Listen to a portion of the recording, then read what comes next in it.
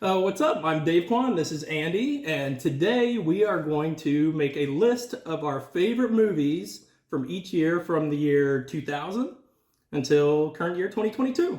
So, Why did we decide to do this time frame? I don't know. Okay. Just thought that would be a good starting point. 2000. Well, when this gets millions of views, we can go back and do like the 90s or something. Absolutely. We can do 80s, 90s. That'd be wonderful. Yeah. But so from 2000 up until now. So did you have as difficult a time with this as I did?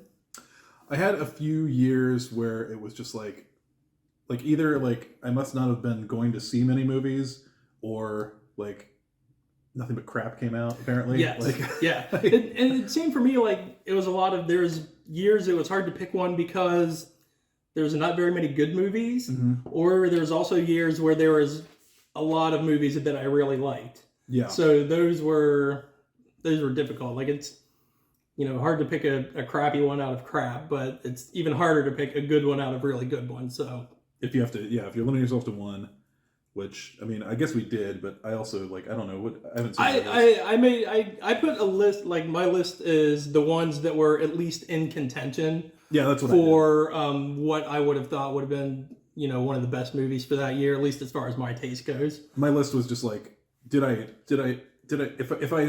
I liked it, if I just liked it, I did not put it on the list. If I really liked it, I put it on the list. That was kind of my right. Yeah. I gave myself like a check with every movie. Yeah. So there was movies in there where I said I like this movie, but it's certainly not going to be my favorite one from this year. So I'm just not going to put it on the list. So sure. Yeah. I just kind of narrowed it down to usually just a few, anywhere from like 3 to maybe like 6 or 7. Yeah. So I got a couple of long ones.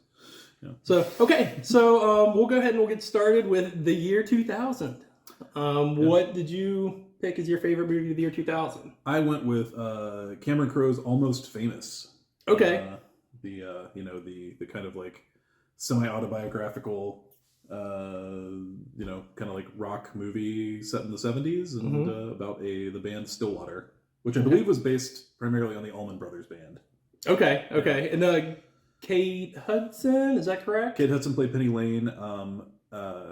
Billy Crudup played like the lead singer of the lead guitarist of the band. Jason Lee was in the band. Okay. It was a great cast. Frances Am McDormand played the kid's mom. That Colin Hanks was in this movie, or is that incorrect? That's incorrect. Patrick Fugit played the main. Okay. So I remember watching that movie with you, but I remembered practically nothing from it, and that was the only time I ever watched it. So that one didn't make my list. What else did you have on there from 2000?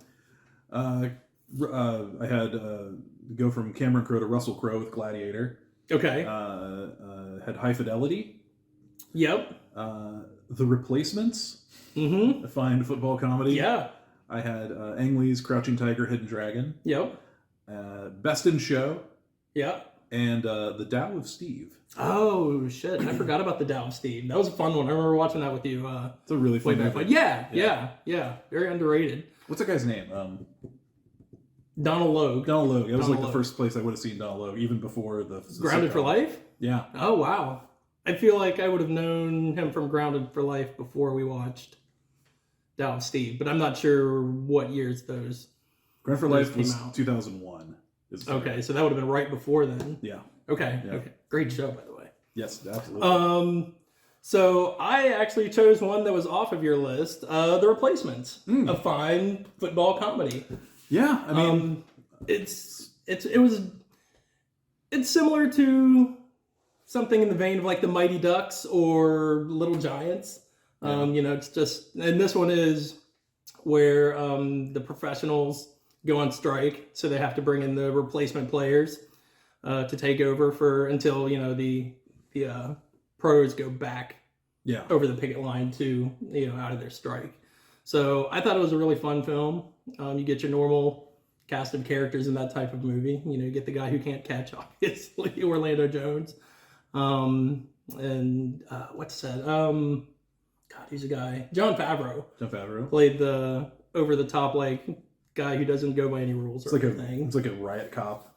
Yeah. Yeah. Yeah. Phase on Love. Phase on Love was in it. Yeah. Offensive line, I think. Yeah. Gene Hackman was the coach. Yes. So yeah, I thought that was a fun movie. Problem Child's grandpa is the owner of the team. God, Jack Warden. Yeah, Jack Warden. The grandpa in every film. Yeah. You know, Favreau like always talks about, and by always talks about, I mean I saw him talk about it one time.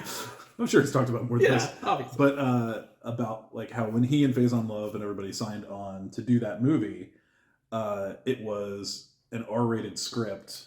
Yeah, it wasn't supposed to be like a drama. It was. I don't know if it was supposed to be a drama. I think it was supposed to be more like but like an R-rated comedy, like I don't know, like The Program or like or like something like that, you know. Yeah. Or like the original Longest Yard, something like with just like a harder edge to it. Okay.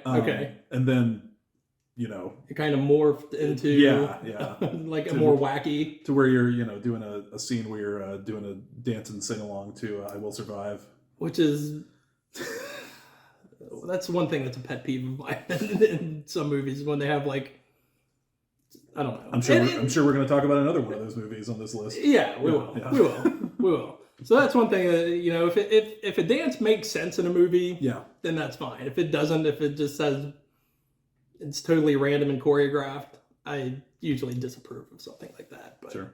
But that's just me. So what else was on your list? The other things I had on my list were Keeping the Faith.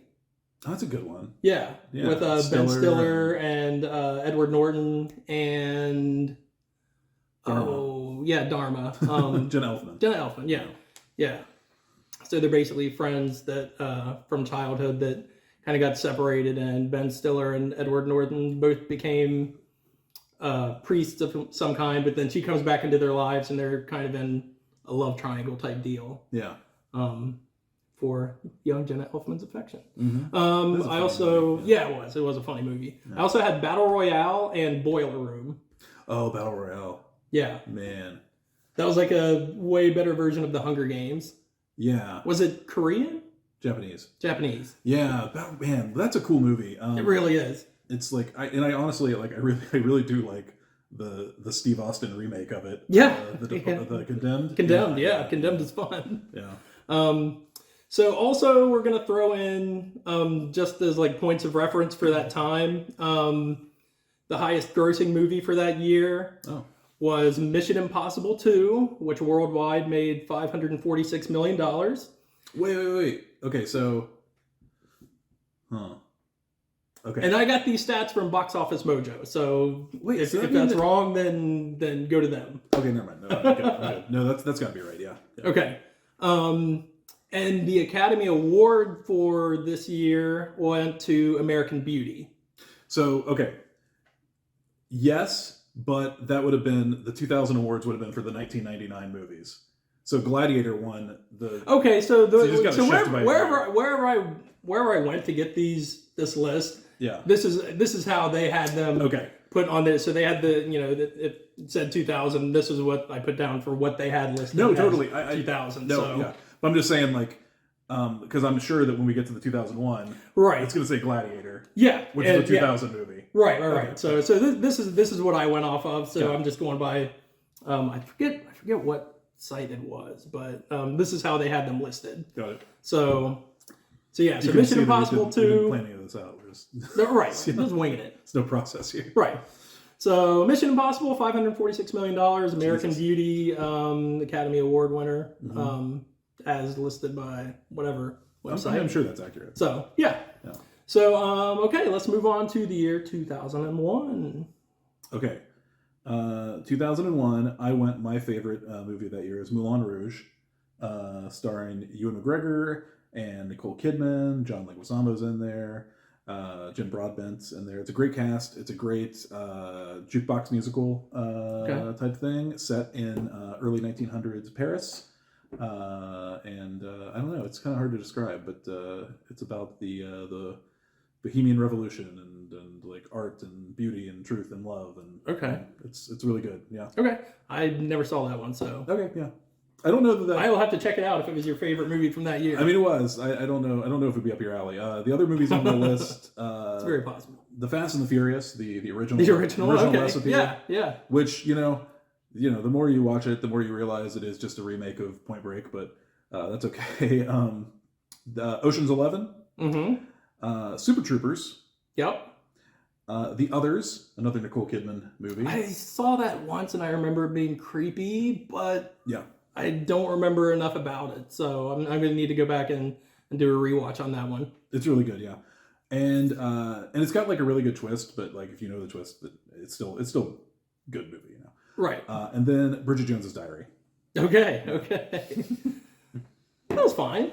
I like that movie. Yeah, sure. Yeah. Okay, so 2001, I had Super Troopers as my favorite movie of the year. The movie about the band of wacky highway cops. Yeah. I thought that was a very fun one. Very quotable movie. One of the early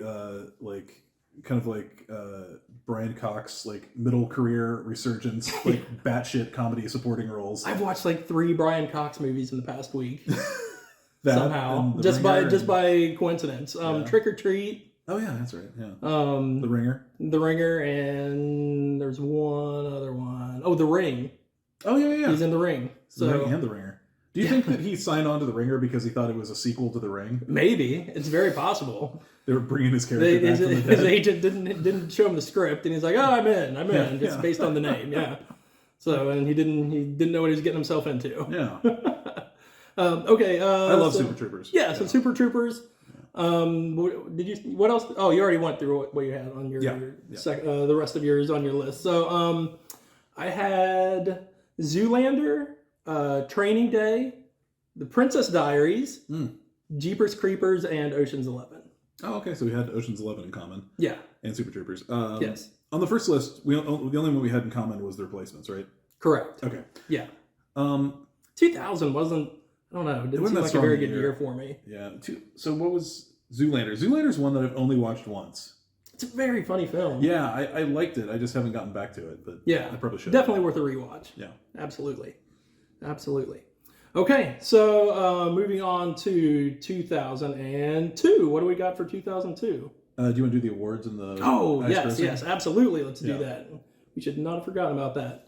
Oh, and I also forgot to give is it the tomatometer or the tomato meter? Oh, yeah. The tomato meter, we'll call it, ratings for our favorite movies. So I'm going back to 2000.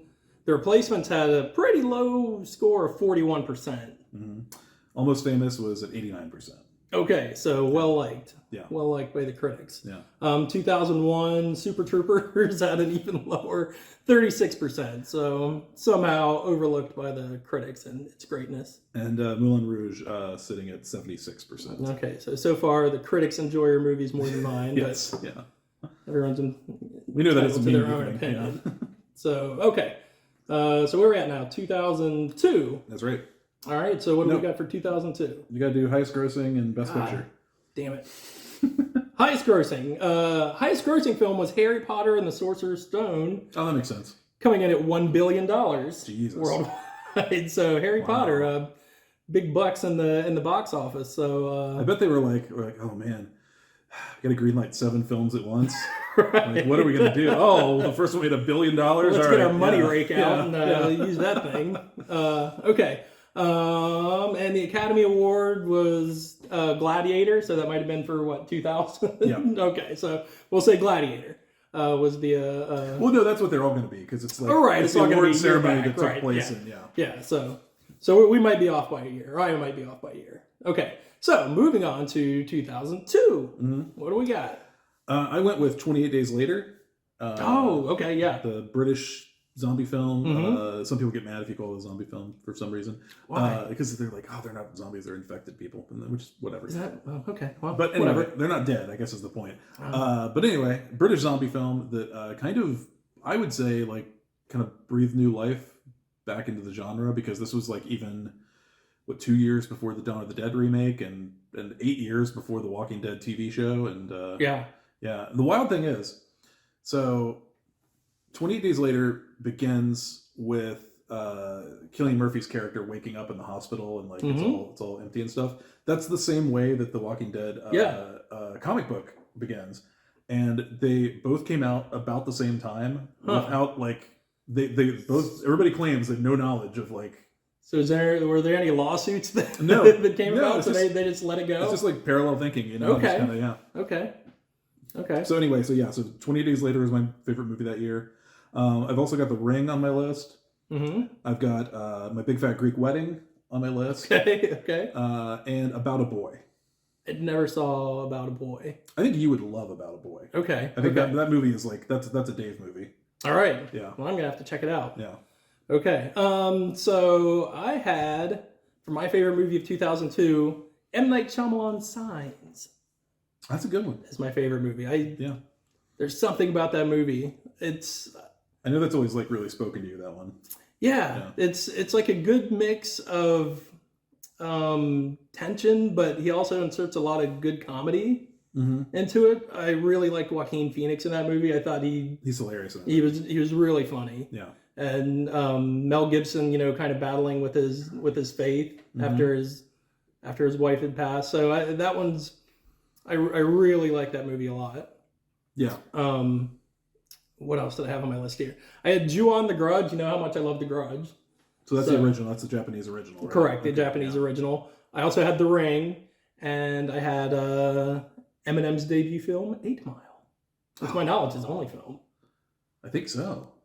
I don't think he's done anything else since then. No, and he was pretty great in it. I mean, yeah. I don't know how he didn't get approached to do more, or maybe just didn't want to do more. But I don't know. But I thought 8 Mile was great. You start at the top. Why risk it? That's right. Yeah, that's right. And I mean, he was basically playing himself essentially. So probably. Yeah. He knows that role. Yes. Okay. So let's go. So what was your tomato meter rating for? 87%. Okay. And mine for Signs was 74%. So you're getting back up there. Yeah, that's right. That's right. We got to make up some ground here. Yeah. The Academy Award went to Chicago. I never saw that. I didn't either. I like musicals, but I never saw that one. Right. Yeah. So I didn't either. The highest grossing film of that year was Lord of the Rings, Two Towers, $936 million. Jesus Christ. So just short of $1 billion. So it's incredible these movies like making that much money even then. Like this we're talking about 20 years ago. Yeah. So I mean, with inflation now, price adjusted, they'd be even sillier numbers. Absolutely, yeah. So yeah, but yeah, I mean, that's one thing I noticed through marking these down was this kind of got to like a golden era of like movies hitting $1 billion pretty consistently. Mostly like Marvel stuff. Probably Titanic, I would think, right? Like that's a good question. I bet it is. I would think it's got to be because that was 98, 97 into 98, yeah. Right. So yeah, I'm sure that one probably because it played for $1 million. I'm sure that movie played for like a year because this movie's played for a year back then. yeah, for sure. So so $936 million for Lord of the Rings, Two Towers. Okay. All right, so moving on to the year 2003. What do we got? Okay, 2003. We've got for me, Love Actually, 64%. I think this has become a bit of a cult classic, and it's one of those like big. It almost feels like it should be a Gary Marshall movie. Just because it's got like this huge ensemble cast. It's like a British Gary Marshall movie, basically. It's but it's like set around Christmas. What's in it? Andrew Lincoln? Isn't he one of the Andrew Lincoln, Walking Dead? Andrew Lincoln is in it. Keira Knightley, it's one of her first film appearances. Like I think this, Pirates of the Caribbean, and Bennett Beckham were all like right around the same like 2-year period. Yeah, so she really got off to a good start there. Chiwetel Ejiofor's in it. Liam Neeson's in it. Emma Thompson's in it. Alan Rickman's in it. Okay, it's an insane cast. Like a who's who of British actors at the time. It's a very slight movie. It's not big, heady, things. But it's a really good. It's like one that I go back to every year because it's a Christmas movie. So. Yeah. Yep. Other than that, we've got Old Boy. I did not like Old Boy. The Korean revenge film. Right. The Texas Chainsaw Massacre, the Platinum Dunes remake. Jessica Biel. Yep, Jessica Biel. Okay. Yeah. Yep. Big Fish, the Johnny Depp, not Johnny Depp, the Tim Burton movie. Yeah. Starring Ewan McGregor. Finding Nemo. That was a good movie. A great Pixar movie. Nemo was a good movie. Yeah. Lost in Translation, Sofia Coppola's with this first place I would have ever seen Scarlett Johansson. Okay. Elf. Elf was great. Hell of a funny movie. Yeah. Bad Santa. Another great Christmas movie on this list. And finally, Freddy vs. Jason, which, you know, is a WCW invasion done right, as I always say. Absolutely. Yeah. Absolutely. Yeah. Okay, so I think we had a lot of similar ones on this year. So I had Freddy vs. Jason as my favorite movie of the year. Preach. What a great movie. It was fun. What a great movie. That I think movie is a blast. They did it pretty well. Yep. The only thing I'm disappointed in is they did not get Kane Hodder to play Jason, and he really wanted to. I'm sure he did. And he was. It took him a long time to get over it from what I've heard him talk about. I wonder what that was about. I forget what it was. I feel like they said they wanted somebody bigger. So they got Ken Kersinger, right? Yeah. Yeah. So, and it was just the filmmakers that wanted somebody bigger. Okay. And you know, Kane Hodder was, I guess he was pretty much under the impression that it was going to be him until he heard otherwise, and he was pretty upset about it. So yeah, that's unfortunate because it was a really fun film. Yeah. And he would have been great. And he's his best Jason. Yeah. Absolutely. And he didn't come until late. That's right. He was like, what, 5? Or 4, no, 4? I think it was 6. Was it 6? Okay. So 6, 7, and... Okay. Yeah. So... Was he in Jason X? Was he the Jason X? Mm-hmm. Okay. And Jason Goes to Hell. Right, yeah. Yeah. So I think he did 6, Jason's 7... barely in that movie. Manhattan. Yeah, right, yeah. And then... It's the Halloween ends of... yes, absolutely. We won't get into that today. I don't know. It might come up. Yeah, probably. But remember when they were going to do like Freddy vs. Jason vs. Ash? There was that rumor. Yeah. As like a sequel. Yeah. I kind of wish that had happened. Yeah. Because he could have gone like a more comedic direction. Oh, for sure. Like that, For sure. Yeah. Anyway. Oh well. Yeah. Oh well. See what happens. You never know. Yeah. So what else was on your 2003 list? Let's see. 2003. I also had One Missed Call. Oh yeah. Japanese horror film. Yeah. Elf. Yes. Bad Santa. Okay. And Old School. And Old School. Okay. Yeah. So I only saw Old School the one time. I liked it, but I never. It was funny. Go back to it. Yeah, it was pretty funny. I'm noticing this was like actually a pretty big Christmas year. Yeah. With like Love Actually, Elf, and Bad Santa. Yeah. Oh. Yeah. Yeah. Yep. St. Nick racked it up that year. Yeah. So, okay. Tomato meter score for Freddy vs. Jason, 41%. Okay. And I said, Love Actually was 64. Okay. So that's probably your lowest one for the so far. Oh, it'll get lower. Might do too. Yeah. Surprisingly. And let's see, the Academy Award, Lord of the Rings, Return of the King. Highest grossing movie, also Lord of the Rings, Return of the King, with $1.1 billion. Nice. So, all right. So, I feel like Lord of the Rings were rolling in the dough. I think people kind of assume that like Best Picture Oscar for Return of the King was like kind of a like achievement award for the whole trilogy, kind of just give it to him, They did something pretty amazing here. Yeah. And I like what they're in Clerks 2, the impression. They get into that debate, Star Wars versus Lord of the Rings, which was really funny scene in that movie. Yes. Okay, so off to 2004. Okay, my 2004 movie is at 40% to tomatometer rating, The Grudge.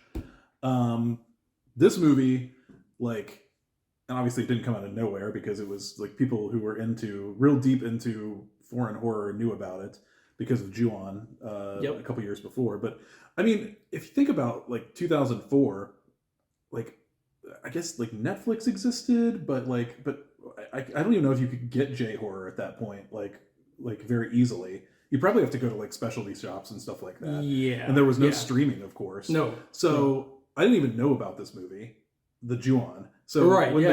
So when The Grudge came out and we went and saw it together, and I just first of all, it's Sarah Michelle Gellar in it. Yeah. Who I love from Buffy the Vampire Slayer, so I was all in. And then it was just I still count it among probably the 4 scariest movies I've ever seen. And there are moments in that movie that even when I watch it now, and I know exactly when everything's going to happen because I've watched it move so many times, I still get chills. Yep. Because of certain images. Just the introductory scene where she's going up into the attic, and I know Kayoko's face is going to be right there. Yep. and it scares me every time. And you know the second it's going to appear. Yep. And it doesn't matter. Yeah. It doesn't matter. Yeah. And when she's coming up under the sheets. Yes, that too. It's Yeah. so fucking scary. It's incredible. So it's scary. an incredible movie. Like Ju-on is good. I've seen it. Like I like it. Yeah. But like I think that they really bumped up the makeup effects in the American remake. Yes. Yeah. Yeah. And it's just I think it's just more effective. Yeah. Yeah. Yeah. Everything's more horrifying. Mm-hmm. Other movies that year, I had Harry Potter and the Prisoner of Azkaban, which was like the third one. Mm-hmm. Spider-Man 2, which I contend to this day is the best superhero movie ever made. Eternal people do. It's great. Believe that. Yeah. Eternal Sunshine of the Spotless Mind Mm-hmm. with Kate Winslet and Jim Carrey. Yep. Mean Girls. Mm-hmm. Lindsay Lohan's big that was like she's going to be like an important star for the next 15, 20 years now. Yeah. And it didn't quite pan out that way. Didn't quite pan out that way. Another Pixar movie, The Incredibles. Mm-hmm. We got Shaun of the Dead, Mm-hmm. the first big Simon Pegg, Nick Frost, Yep. Edgar Wright collaboration Yep. on the big screen. Hellboy, Ron Perlman, Oh, I hated Hellboy. directed by Guillermo del Toro. I just rewatched it a couple days ago. Does it hold up? I like it, yeah. Okay. Okay. Maybe not as well as it did at the time, but like Right. yeah. 13 Going on 30, Oh, that's a great movie. the delightful Jennifer Yeah. Garner Yeah. rom-com. Yeah, that's one of the like body switch. Or no, she wakes up younger. Is that big? She wakes up older. She wakes up. Oh, right. Yeah, she Yeah. wakes up older. Yes. Okay. Yeah. A very fun underseen teen sex comedy called Euro Trip, Right. which Yep. I absolutely love. Yeah. The James Gunn written Zack Snyder directed Dawn of the Dead remake That was with a Sarah good movie. Polley. Yeah. It's a very good movie. If you're people who like try to compare it directly to the original, it's like I think you're missing the point. It's like they're very different movies trying to do different things. You know? Gosh, a lot on this list. National Treasure, the first one with Nicolas Cage, hunting for. I'm going to steal the Declaration of Independence. Before Sunset, Richard Linklater's sequel to Before Sunrise with Ethan Hawke and Julie Delpy. Not seen either of these films. It is a very talky drama Okay. that lasts 82 minutes. Oh, hey, that's a good length for a movie. Absolutely. Ella Enchanted. Oh, it's a great movie. So you had Princess Diaries. I'm repping. Yeah, Ella. I'm repping Ella. Yeah. Garden State, Zach Braff's first feature I film. know man, you love that movie. I was obsessed with that movie when it came out. I was Yeah. a big Scrubs head. I still like it. I probably like softened a little bit on the crazy. Like I'm not as crazed as I was about it. At the time. Right. Saved. It's a good movie. It's a good like kind of satire of religious schools. Mm-hmm. And then Wimbledon.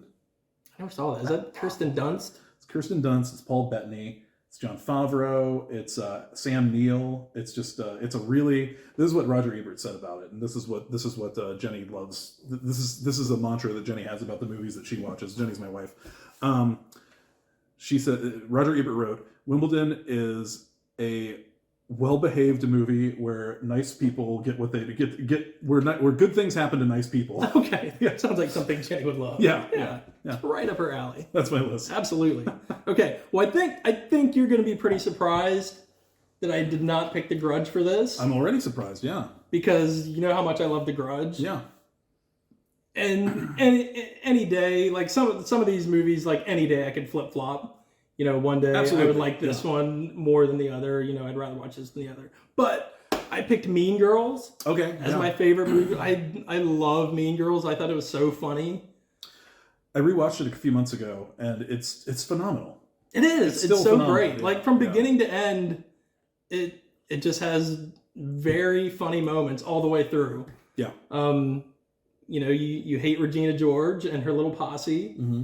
And it's funny that they try to infiltrate, you know, Lindsay Lohan and her couple friends try to infiltrate just to get all the dirt on these girls. But then she gets sucked in. And then she gets sucked in and kind of becomes one of the plastics. Yeah. And she kind of becomes the queen bee over Regina. Yeah. Regina.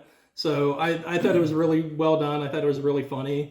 And like a really great, if you look back to like a really great like launching point for both Rachel McAdams and Amanda Seyfried, who are like big stars since day. Yeah. Yep. and And Lacey Chabert is the Lacey queen Chabert. of She's been in Hallmark. like 30 Hallmark movies. Yeah. So yeah. So let's go. They all did well. Yeah. So yeah, but on any given day, I could put The Grudge above Mean Girls and not be unhappy with that because I love The Grudge. It's so scary. I remember going to see The Grudge, and it was, I believe, the exact same day that Old Dirty Bastard from the Wu-Tang Clan had died. And so I had that CD in my car, and we went to see The Grudge.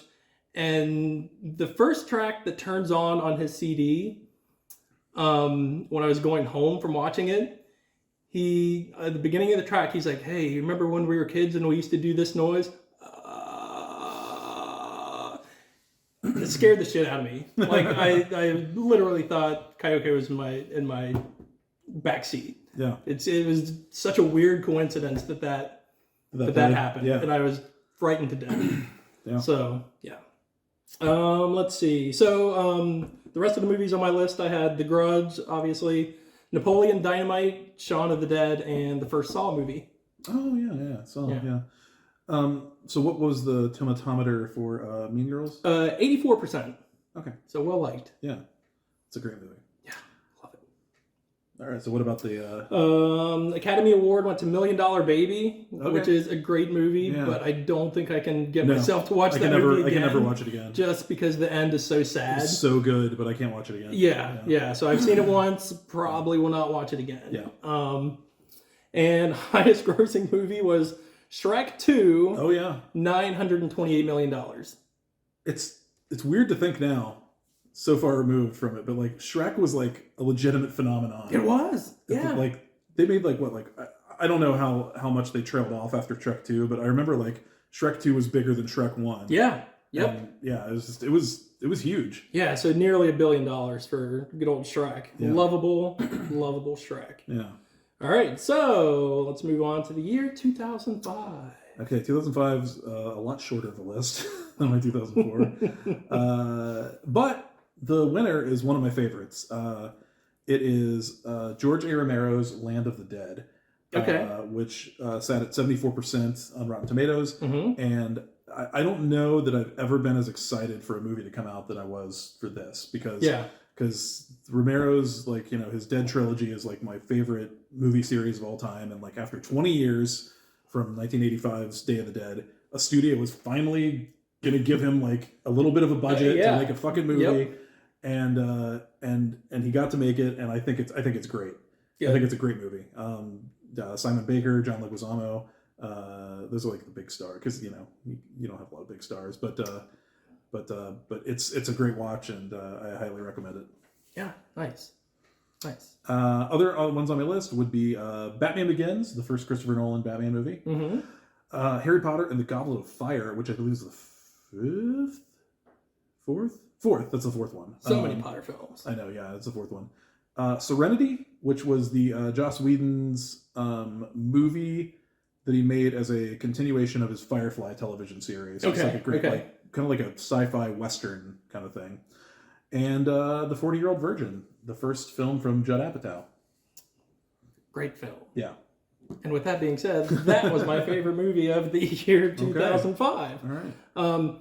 And I didn't put it that way until today. Like, I just switched it before we got going here. Because I had Waiting as my favorite film from that year. The Justin Slacker movie about guys who work at a restaurant. Justin Long, Ryan Reynolds. Yeah. Anna Faris is in it. Oh, is she? Yeah. I don't remember that. Yeah. Jonah Hill, is he in that one? No. Are we in a pre-Jonah Hill world? Pre-Jonah Hill world. Oh, actually, 40-Year-Old Virgin. It's like probably the first time people saw Jonah Hill. Yeah. So yeah, I wanted to buy those platform shoes with the goldfish. Right, yes, that's right, absolutely. In the eBay. Didn't understand how the eBay store works. Right, yeah. And who does? That's why is that a thing? But yeah, so I switched over to the 40-Year-Old Virgin. Really funny movie. Mm-hmm. I think my favorite part is probably when he's getting his chest waxed. It's pretty iconic. He says he looks like a man-o'-lantern. Yeah. Fantastic. Yeah. So it's about him, being a 40-year-old virgin and finding a date or finding a girl he likes and going on. And he sets a date to where, you know, after this many dates, this is when we're gonna make it happen. Yeah. So it's all the build up for that. So really funny movie. Very endearing. Yes. Yeah.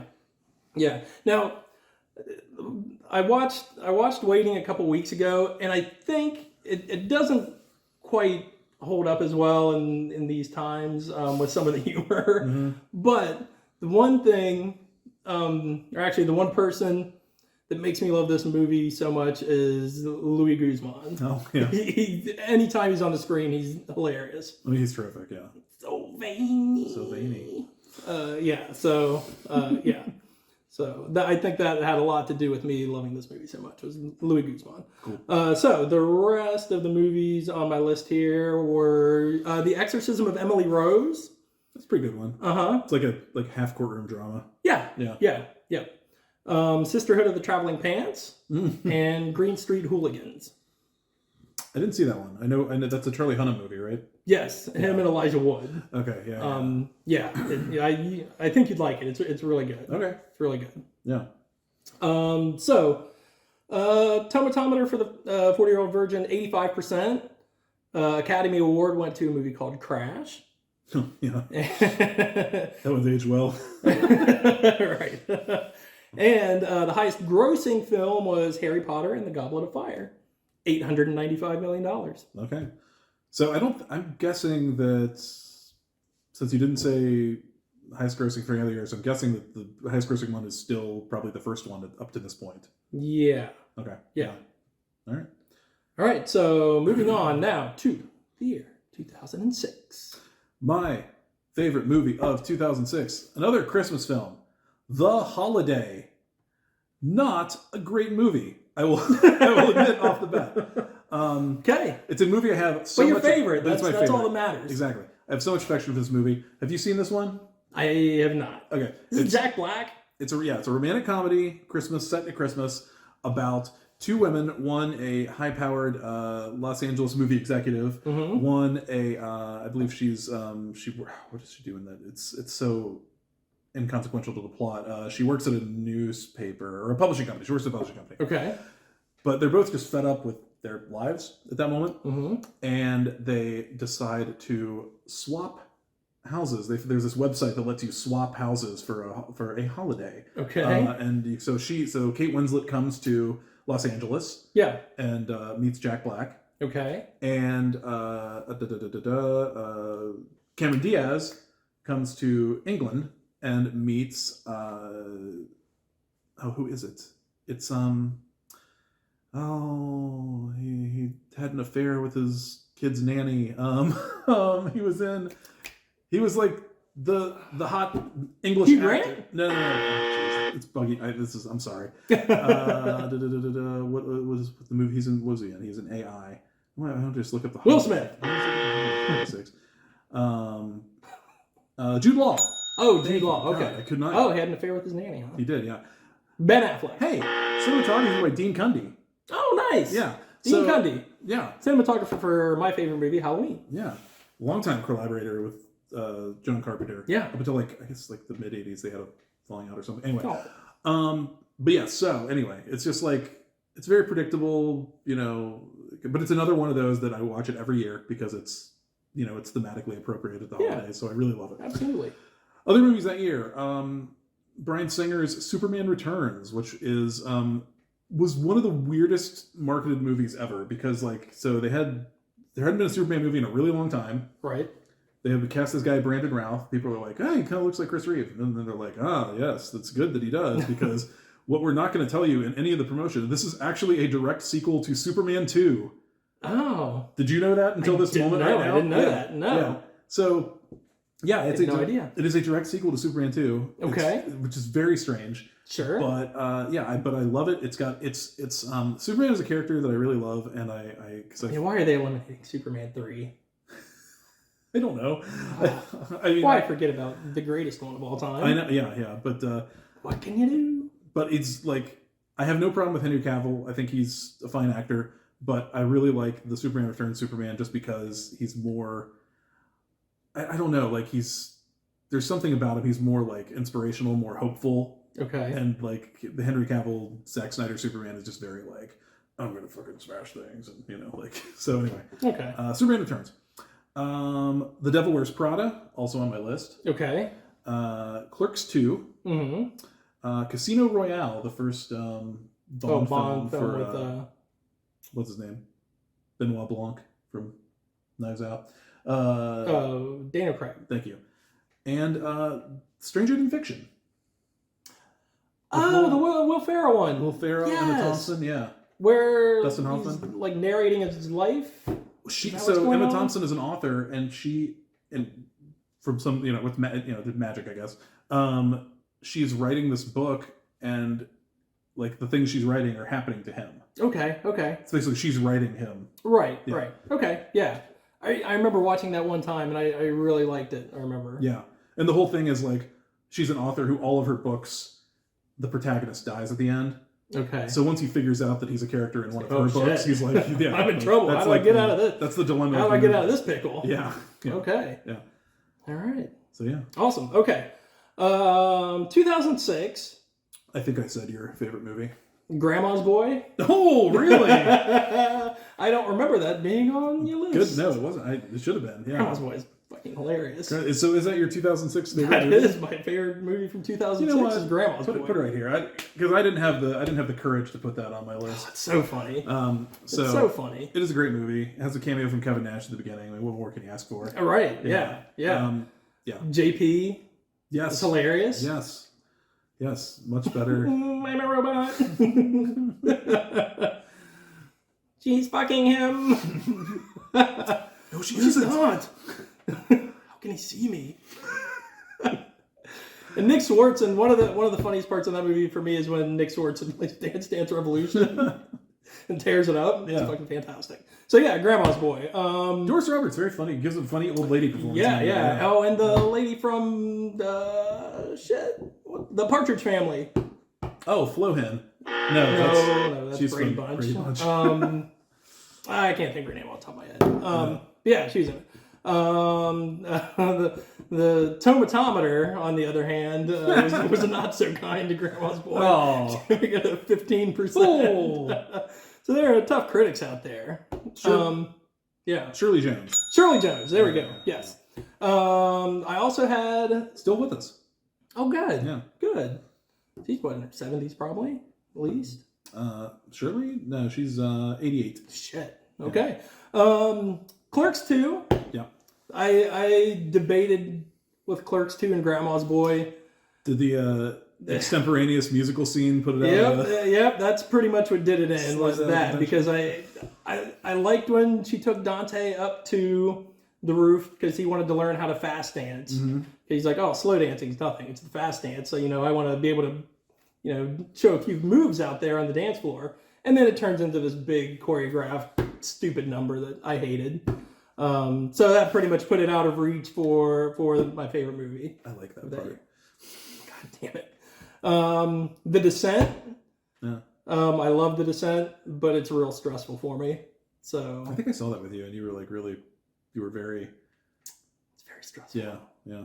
So many confined spaces. Yeah. And the great movie Hatchet. Oh yeah. Hatchet's the start of a shockingly long franchise. Yeah. All of those movies direct to video? I believe so. Like or if so, it was like real limited release, like not a big theatrical release. Like played in festivals maybe or something, right? Yeah. The Academy Award for this year went to The Departed. I believe that was a Leonardo DiCaprio movie. Yeah. Scorsese movie, Leo and Jack Nicholson, Matt Damon. Yeah. Wahlberg. Oh, Marky. Yeah. No, that's a good movie. I didn't put it on my list because this is another one of the rules of my list, was just like, if it's something I saw and I never revisited, I don't put it on the list. And I've only seen that movie once. Yeah. And I really liked it, but I never went back to it, Right. That was like with me and $1 Million Baby. It's like I can't watch that movie again. Yeah. Ever, right? It was phenomenal, but no thanks. Absolutely. Because that would... I mean, I think that's at cross purposes with favorite, right? Like, it's something you want to watch over again. Yeah. And the highest grossing movie of that year was Pirates of the Caribbean, Dead Man's Chest, $1 billion. Ooh, okay. $1 Another billion. billion-dollar movie. Yep. But not a $1 billion baby. No. Okay, 2007? On to 2007. Okay. I think we have the same 2007 movie. Okay. But we can, We'll find out momentarily. Honestly, I think there are 4 great options. I only have 4 movies on the list. I think there are 4 great options. I went with Hot Fuzz. Okay. Which is the second Edgar Wright, Nick Frost, Simon Pegg collaboration. And it is a spoof on largely 90s action movies, American 90s action movies, but it's set against the backdrop of a small village in rural England. It is one of the funniest movies I think ever made. It's so good. And Timothy Dalton is so damn good, and it's great villain. Yeah. He's so good. He's so good. He's incredible. Yeah, I love. Have you ever jumped through the air with firing a gun? No. You ain't seen Bad Boys 2? Which one? No, which one first? Yeah. We're watching them both. Crusty jugglers. So that has a what does that have? A 91% Rotten Tomato score. Yeah. Wow. My other 3 movies that year: Superbad, the Greg Mottola directed film that was kind of it was the beginning of that Apatow spin-off family of movies come together. Knocked Up, the second Apatow directed movie. Yeah. Which I like even better than The 40-Year-Old Virgin. They're both really good. Yeah. I think I just related more to the Seth Rogen at that age character than I did. Yeah. Yeah.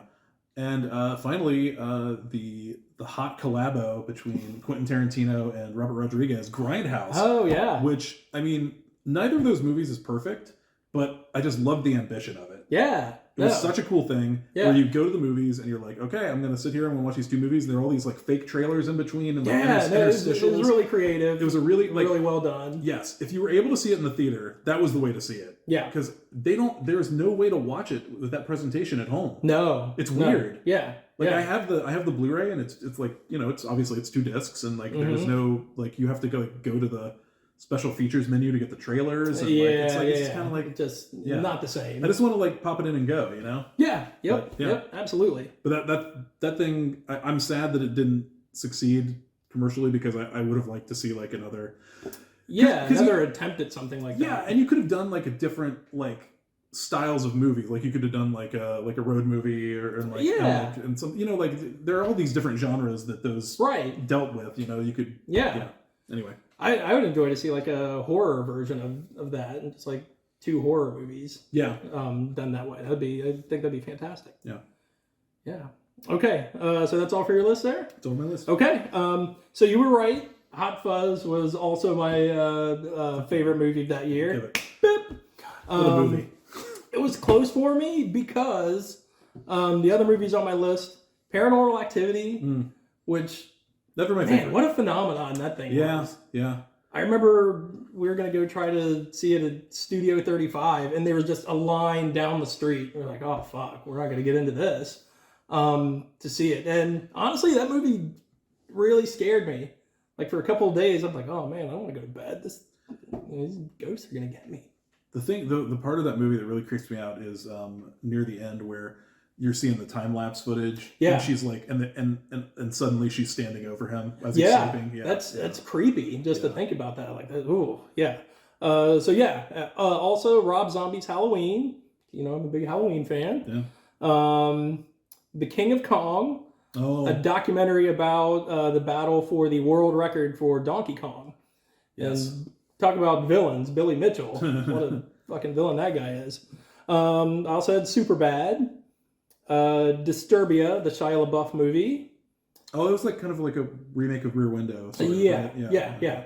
And Hot Rod, one of my great favorite films. Put Andy Samberg on the map, right? Well, that's right. So, was that Lonely Island guys? Or is that pre-Lonely Island? I think one of them. I don't think it was both of them. Whatever his name is. Jorma. Oh, okay. Jorma Takomi? Okay. Okay, so here's a little thing I just looked up on Paranormal Activity. $15,000 budget. Yep. $193 million worldwide box office. That's how you do it, ladies and gentlemen. That is how you do it. My God, that's like Blair Witch Project over again, you know? Yeah.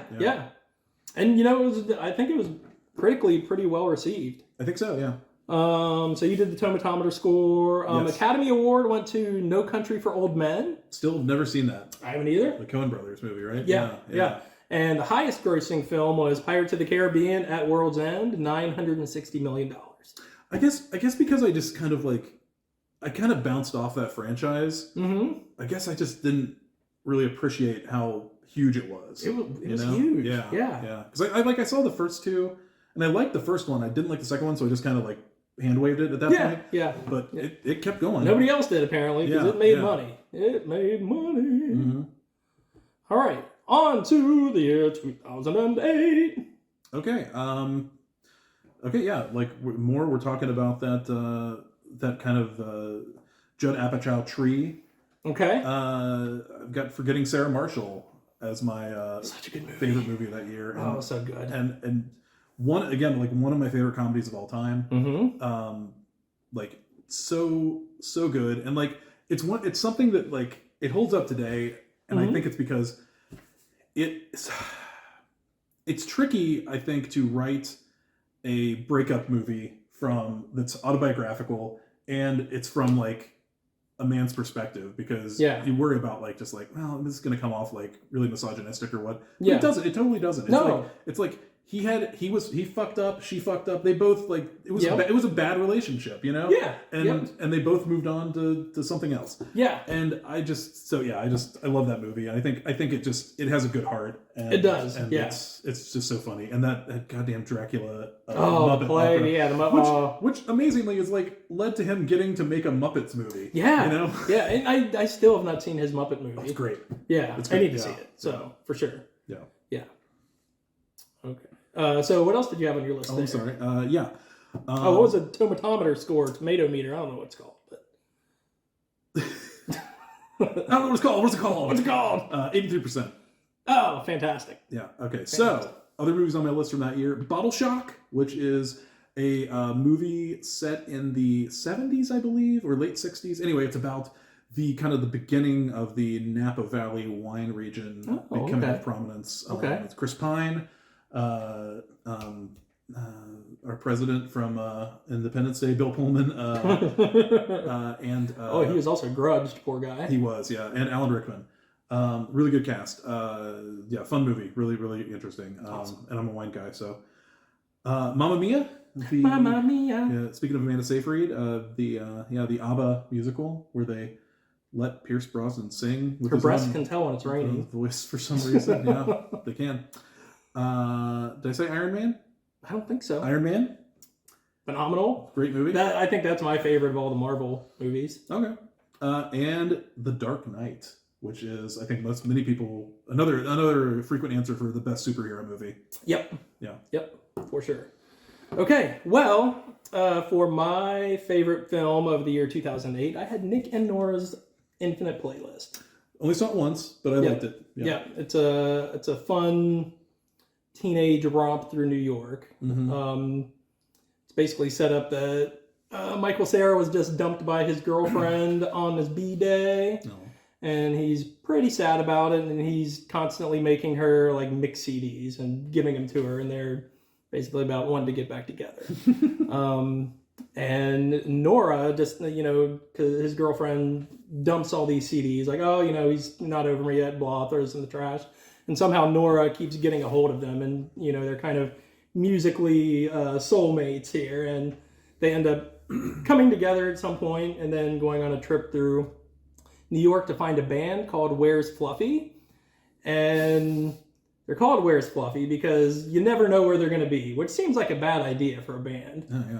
That's that's probably not the best way to get people to come to your show, but they leave clues all over town, so they're just trying to find their way to Fluffy. And it's a good concept band for a bunch of trust fund rich kids. Exactly. But if you're trying to make money on your band, right? Yeah. And then their other friend, she gets lost, so they're trying to find her and Fluffy, and it's a really, really funny and nice movie, and I love it so much.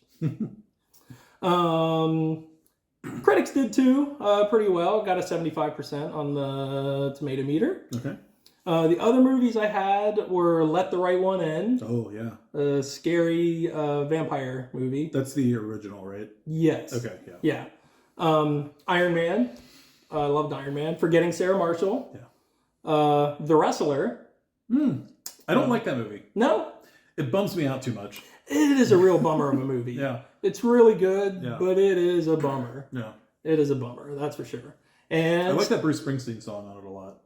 did that win the Academy Award for Best Song? I don't think it did. I think something else. Yeah, it got nominated. I don't think it did. And Step Brothers. Oh, yeah. I love Step Brothers. It's okay. Cracks me up. Yeah. Academy Award went to Slumdog Millionaire.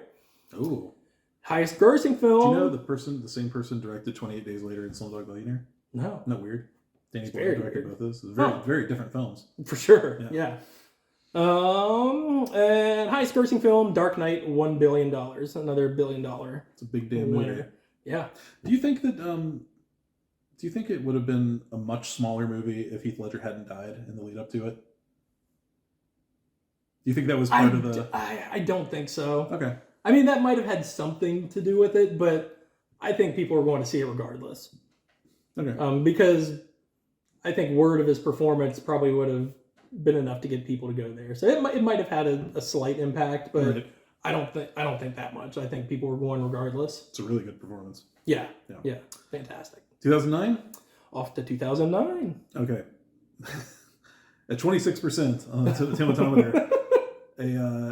Now we're talking. A fine... Now you're down in my realm. a fine February 13th release. Friday the 13th. What better movie to see on Valentine's Day Eve? And I actually went on a semi first date for this movie with a lady who shall remain nameless. I'll tell you later if you want to. Jenny. No. Jenny's not. You're not getting Jenny to go see Friday the 13th. No. Oh man. But yeah, so the 2009. She don't love you. The 2009 remake of Friday the 13th. I feel sometimes like I'm the only person in the world who likes this movie at all. That's incorrect. Okay, good. Because I love it also. It's a really good like kind of merging together of the first two Friday films. Yeah. The original ones, you know? Yeah. And well, I guess honestly like the first three. First because three. of the mask too. Yeah. But anyway. Yeah. But like so it's just like a fun slasher movie. Yeah. There's some good sex scenes in it. There's some good kills. There's, stupid kids smoking weed. It's great. Jared Padalecki's in it, coming off of Gilmore Girls. Well, I guess that had been over for a while, but like... He wasn't in Supernatural yet, was he? Yeah. Was that he show at that ran point? for 15 years. Yeah. Okay. So he was like in the midst of Supernatural. Okay. Probably more towards the beginning, though, right? First couple of seasons, maybe? Probably. Yeah, okay. Yeah. But anyway, it was definitely going on at that time. Okay. And then nothing. No follow-up on that. Yeah, there's been all kinds of stuff going on with that franchise. Remember, like LeBron James got the rights for a while, and he was going to produce something. I don't know if he still has those or what, but I don't know. I don't know. I've heard rumor that there's a good possibility of one possibly going into production here sometime soon. Good, but I'll believe it when I see it. At this point, it's been way too long. Oh, for sure. Yeah, for sure. And obviously you're not going to follow up on this one now, but right. But I think this one stands alone as a great entry in the series. It was a good reboot. Yeah. I mean, it pretty much hit everything you'd want from a Friday the 13th movie. Yep.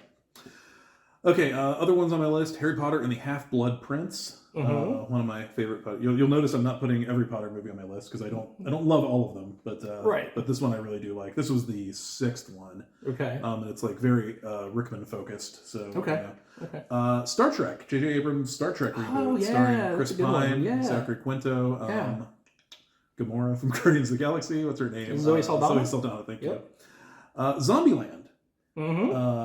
That's just like that movie's just a blast. I didn't really like the sequel that much. It was okay. It wasn't nearly as great as the first one. Yeah, but like this one was fantastic. It was just like it was Emma Stone, Woody Harrelson, Abigail Breslin, and Jesse Eisenberg. Jesse Eisenberg, yeah. Speaking of Adventureland, also on my list that year, starring Jesse Eisenberg and Kristen Stewart and Ryan Reynolds and Bill Haverchuck.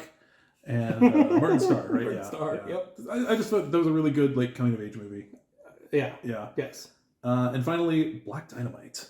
Oh, Michael Jai White's Dynamite Black is so Dynamite, funny. which was so funny. Was like I was going back and forth. That was almost my winner. Because every time I don't know think how about that's not on my list, but it should be. every time I think about Black Dynamite, I'll just think of like one or two different lines. I'll just crack up. Mm-hmm. Like when he's reading the script. Like he's reading the script. He's and like he reads reading all stage stage directions. And like just the joke where he's like pounding his fist and talking about like I'm gonna get all these suckers who are giving drugs to the community, and then his friend's like, but Black Dynamite, I give drugs to the community.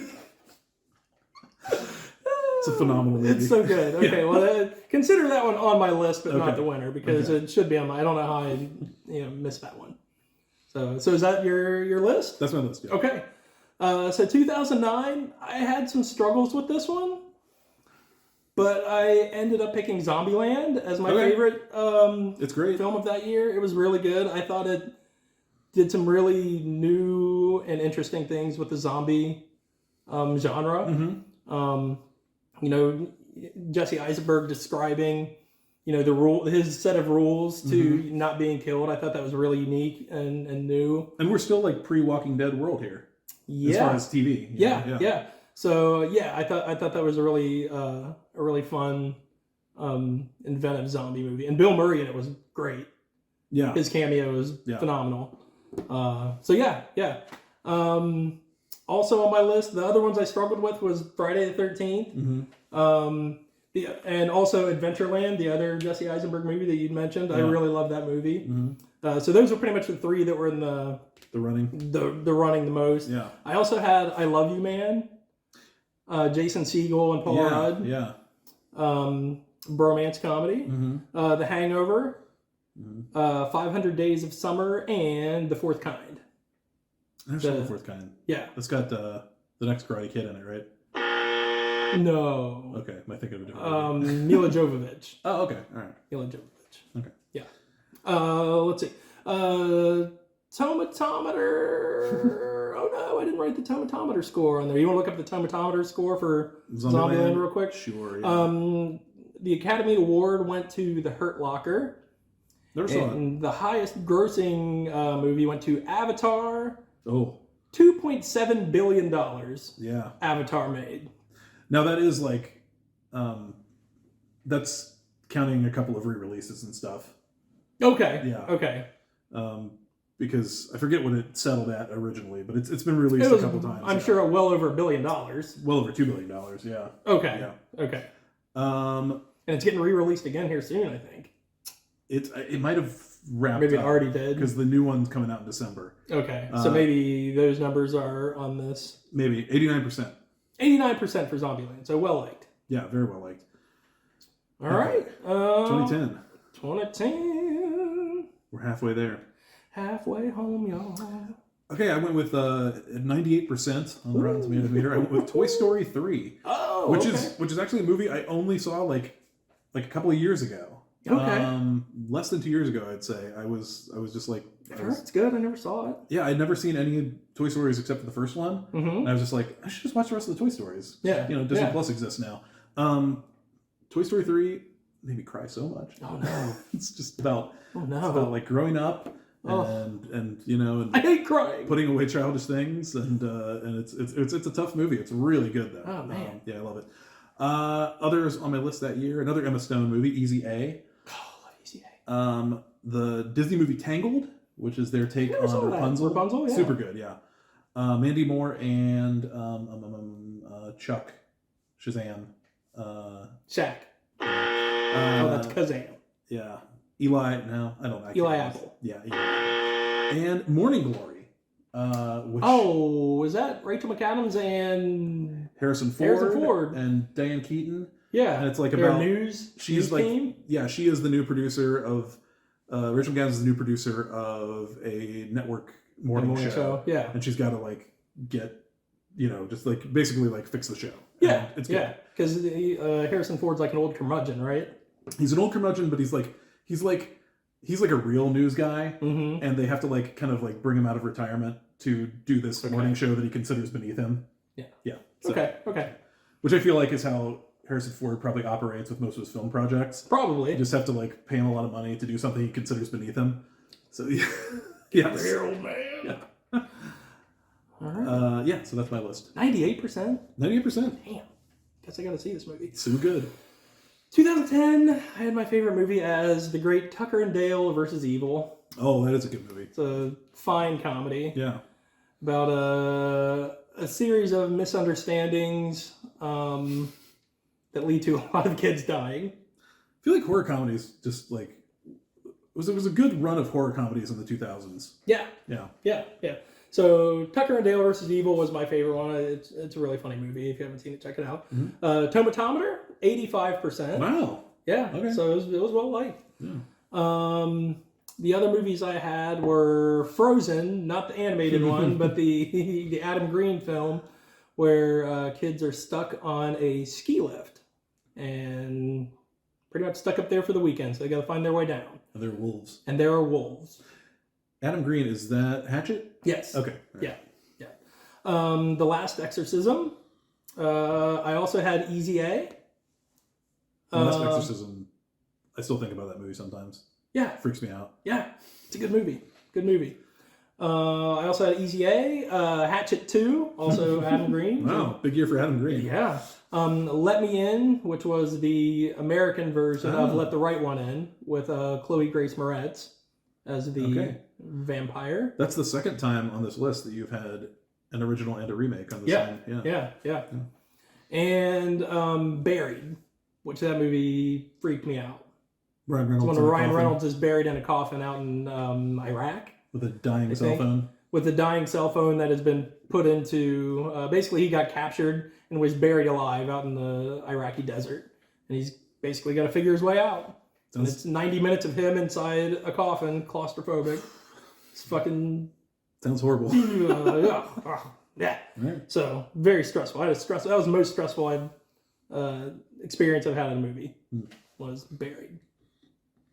All right, off to... Oh, no. Hold on. Yes. Academy Award winner, The King's Speech. Good movie. I only saw it once, so I didn't put it on the list, but it's a really good movie. Okay. Really good Colin Firth performance. Okay. Which he won Best Actor for. Oh, good for him. Yeah. Highest grossing was your Toy Story 3. What'd it make? $1 billion. Hell yeah. All right. Okay, 2011. My number one movie was Moneyball. Okay.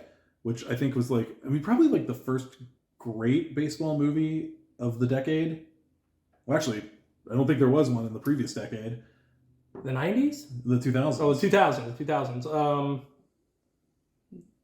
I mean, if there would have been a great one, it would have been on our list. Yeah, exactly. So, what's the best one? Like The Rookie, maybe? Which is good, but not. I never saw it. Okay. Yeah. I mean...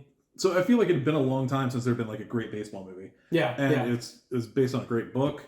And it's just, it's like a semi-true story of Billy Beane, basically moneyballing his way to a successful season and get into the playoffs of the Oakland Athletics on no budget.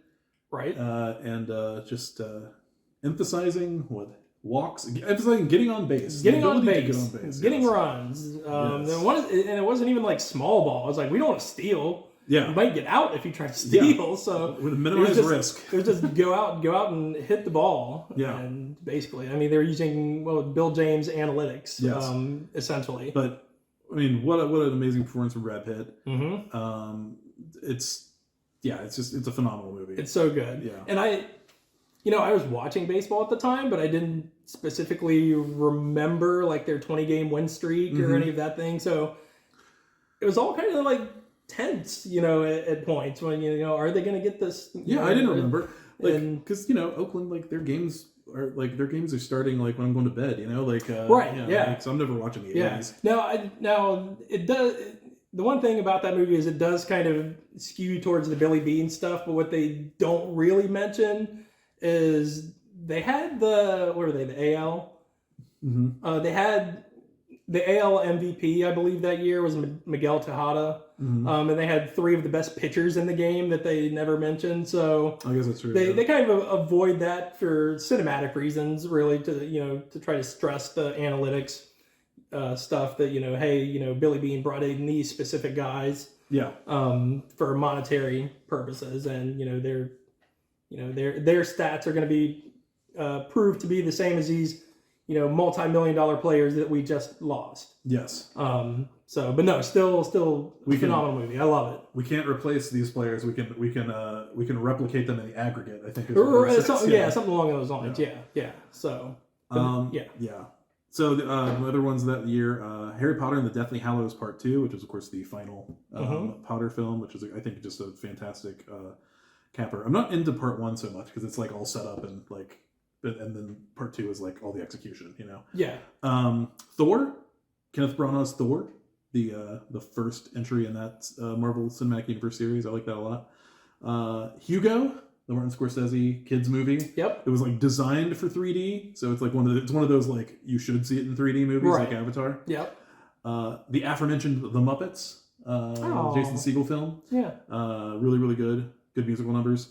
And then finally, speaking of horror comedies, The Cabin in the Woods, which is I guess not so much a comedy, but it's like a it's got comedic elements. It's got definitely got comedic elements to it. Yeah. It's just like a fun like kind of it's like a refreshing of that kind of movie, Yeah. Another Hemsworth that sat on the shelf for 2 years.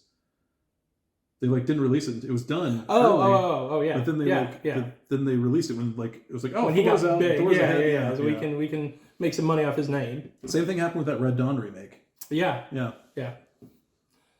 Okay, so that's your list. That's 2011. All right, 2011. I also had Moneyball as my favorite movie of the year. 94% on the tomato meter. We already went through Moneyball, so we'll go over it again. The other movies I had was Horrible Bosses, which I love. That's a really funny movie. Jason Bateman, Charlie Day, and Jason Sudeikis. Jennifer Aniston. Yep. One of the horrible bosses. Yeah. And basically, Colin Farrell and Kevin Spacey was the other horrible boss. Ugh. So basically, they all hate their bosses and they try to kill them. Yeah. So they can get them out of their lives. Yeah. So really funny. Academy Award went to The Artist. Is that the only other one on your list? Oh, Crazy Stupid Love.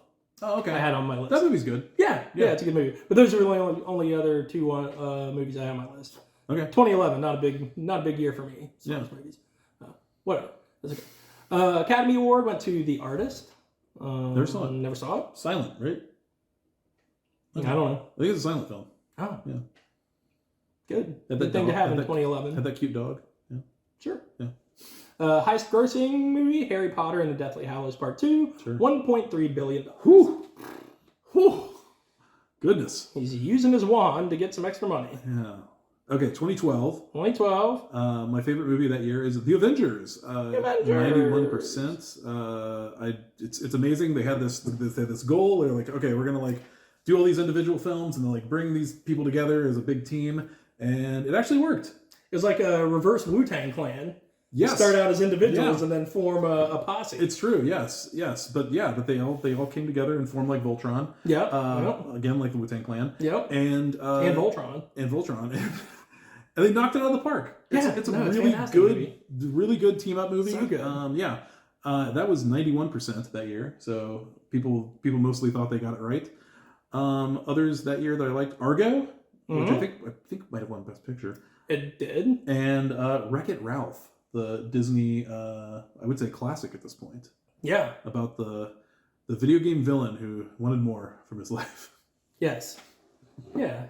He just wanted to be one of the guys. He was a nice guy. Yeah. He just wanted to be a nice guy. Yeah. Go out in the world. Yeah. And Sugar Rush is a great song and a great game. Sugar Rush is. I sing that to myself all the time. Yeah. It's so good. So, 2012. Uh-oh. 2012. Uh-oh. I couldn't make up my mind on 2012. So I'm just going to read you my list. Okay. Wreck-It Ralph. Yeah. The previously discussed. Yeah. Pitch Perfect. Okay. Glee, if Glee was done right, is that? I like Glee. I don't know. I don't know. I never watched that. I watched like part of an episode of Glee and I was like, beat it. I don't care about this. Hit the bricks, Glee. The Avengers. Yep.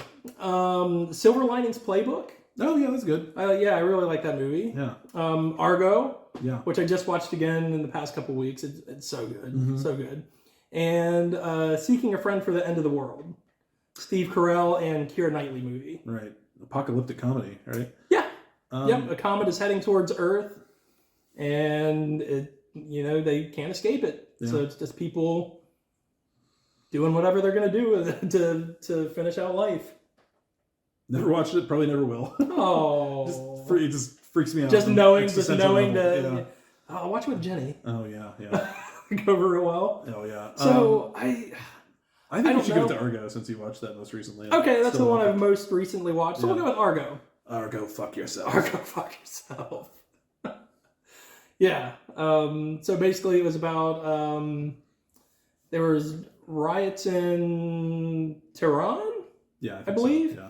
And because the U.S. was holding the Shah, and I guess he had cancer or something like that, so they were holding him and helping him. Mm-hmm. And the people of Tehran didn't like this, so they raided the U.S. embassy and held a bunch of people hostage. But 6 people escaped and were staying in the Canadian embassy over there, basically hiding out, so they didn't get held captive also.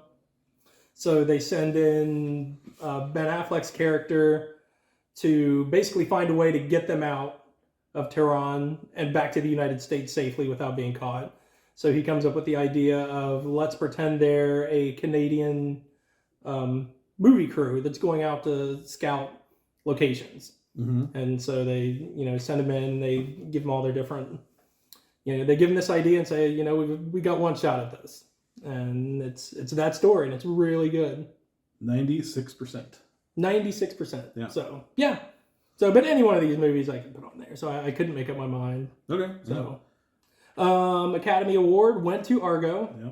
And the highest grossing film was The Avengers, $1.5 billion. Keep getting up there. A lot of money to be made in Marvel. Okay, 2013. I had About Time, which... About Time. Yeah, which is a really charming, great time travel comedy. Rachel McAdams? Yes, Rachel McAdams, okay. But not the time traveler's wife, which she is also in. Okay. Was she in Back to the Future? Maybe, yeah. As a baby. Yeah, but it's Rachel McAdams and Donald Gleason, and Donald Gleason he finds out from his father, Bill Nighy, when he turns 18, mm-hmm. that the men in his family have the ability to go back in time and change things if something goes wrong. Oh. And so it's just like, it's kind of just like playing with that kind of time travel and like, okay. And it's very romantic and very sweet, and it's great. It's a fantastic movie. Okay. I think you should watch it. I think that's another like Dave would like it movie. Okay. And it was 70% on the Rotten Tomatoes. Other than that, I really liked The Great Gatsby that year. Okay. I really liked Frozen, the other Frozen, the Disney Frozen. Oh, okay. Rush, the Ron Howard Formula One movie. Okay, I never saw that. Is Hemsworth in that one? Yes, Hemsworth is in that. Chris? Yes. Not Liam? The only one that matters, yes. But that's a great movie. Okay. The Way Back, mm-hmm. which is a really fun, just kind of another little coming of age comedy kind of thing. Saving Mr. Banks, which is the kind of a fictionalized version of the story of how the movie Mary Poppins came together. Oh, okay. Where Tom Hanks plays Walt Disney. Oh, okay. Very good movie. This movie. That was good, yeah. And Austenland, which is a movie about a Jane Austen-themed resort that a woman goes to try to find true love. Okay. And what's her name? It's not about Stone Cold Steve Austin? It's not about Stone Cold Steve Austin. But that's where you're heading. I was going to go. But it's road trip. It's directed. It's the one directing credit by, I think her name is Jershua Hess, the wife of Jared Hess. Napoleon Dynamite. Yeah. Okay. Yeah. Awesome. That's my list. Okay. So I selected The Way Back as my favorite movie of that year. Awesome. That's a good pick. It's so good. That movie rules. It's so good. Yeah. It's this kid's mom. He's 15, 16 years old? Younger? Yeah. 14, 13? Yeah.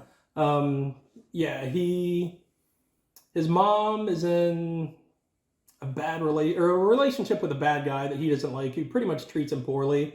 And they go on vacation to his summer home, mm-hmm. and he's just having a bad time, and then he goes to this water park, and he gets a job there. He meets Sam Rockwell's character, who basically brings him out of his shell and gets him, he starts getting him to have confidence in himself, like Steve Carell, his character, was not doing. So it's about that summer, and like you said, just a nice coming of age movie. Really terrific. Yeah, it's so good. Tomatometer 83%. Oh, okay. The other movies I had on my list are The Conjuring and You're Next. Okay. I just recently watched The Conjuring for the first time and really liked it. It's good. Yeah. It's really good. It's pretty creepy. It is pretty creepy. The hand clapping game. Yeah. Oh, yeah. Ooh, spooky. So Academy Award was 12 Years a Slave. Didn't see it. Probably won't see it. No. Doesn't sound like one for me. I think that's Chiwetel Ejiofor though. Okay. And highest grossing, Frozen. Oh, cool. $1.2 billion. Big movie. Big movie. 2014. 14. I've got the Jon Favreau written and directed and starring Chef, where he plays a chef who That's great. Who are the chefs? who gets fired from the restaurant that he is the chef at. Oh. And he starts a food truck with John Leguizamo, who's I realize has been popping up a lot on my list. Sure. And it's just like it's a really good-hearted, funny movie, and it's got a score that is primarily composed of Latin interpretations of Wu-Tang Clan songs. Really? Yeah. Well, let's see this. Yeah. Other than that, I've got 2 Marvel entries this year. Okay. As they start going to overdrive with their production. I've got 2 good ones. I've got Guardians of the Galaxy, and I've got Captain America: The Winter Soldier. Okay. Okay. And then rounding out my list, the sweet little bear from Deepest Darkest Peru, Paddington. Paddington. I never saw the Paddington movies. They're great. Yeah. Highly recommend them. Yeah. Okay, so for 2014, my favorite film was See No Evil 2, starring the great Kane and Danielle Harris. Good Lord. And Catherine Isabel. It's better than See No Evil. It is. It absolutely is. I mean, it's just a fun... See No Evil didn't even make your list. No. Yeah. No, it did not. It's a fun, just standard slasher film, but I like the people in the cast. I like Danielle Harris and Kane and Catherine Isabel. Sure. I like seeing people get slashed up. Its big detractor was that Danielle. Spoiler alert: Danielle Harris dies sadly, which was upsetting. But tomatometer 60%. That's pretty reasonable. Jesus, really? Yeah. Shocking. Yeah. Okay. Yeah. So pretty high. Although it was direct to video, so I bet it got reviewed less than the first one. Probably. Yeah. I mean, you're not getting major critics to watch this movie, so certainly not as many. Yeah. But 60%. Other movies I had on my list were The Taking of Deborah Logan, a creepy movie. Guardians of the Galaxy. There's one shot at the end of Taking Deborah Logan that is so scary. Yeah, very scary. Guardians of the Galaxy. Yes. The Babadook. Oh, yeah. Captain America: The Winter Soldier, and the Lego Movie. Okay, See No Evil 2 only has 5 critic reviews versus 57 for See No Evil. So okay, well, hey, those 5 seem to, they liked it pretty well. Yeah. It's a 3 out of 5. Yeah. Liked it, so that's good. Yeah. Good for them. You know what Meatloaf says, 3 out of 5 ain't bad. That's right.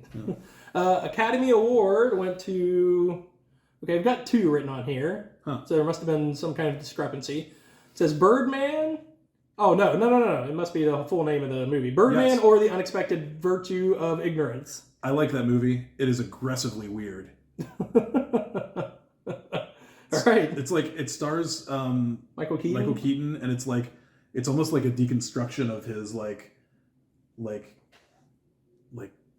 his star persona. Of like a guy who once played a superhero and can't really get out from under it. Oh, okay. Yeah. Huh. It's awesome. Another Emma Stone movie. Oh, I'll have to watch it. Yeah. Highest grossing film, Transformers: Age of Extinction. $1.1 billion. Jesus Christ. Ugh. I love those transforming bots. And which one is that? Is that the 3rd one or the 4th one? 4th. Okay. Because I think Dark of the Moon was the third. Okay. I only saw the first one, so. Huh. Well, you're not missing too much. Yeah, I don't have a lot of use for that. Yeah. 2015? 2015. Okay, I've got The Force Awakens. Star Wars movie. The new Star Wars movie. Star Wars movie. After 32 years without a Star Wars movie. Oh, man. Finally, a Star Wars movie. Oh, you don't count those ones in the... I don't know what you're talking about. I don't know what you're talking about. Yes, Force Awakens, loved it. Saw it opening night. It was very, it's a nostalgia play in a lot of ways, obviously, because you got the old crew there. But how packed was it? It's real packed. Like it was every, there wasn't an empty seat. Yeah. But it was a fun movie. And then afterwards, of course, people pointed out like it was just like a remake of Star Wars, and I was like, yeah, but I like Star Wars. Yeah, so that's all right. Yeah, I'm okay.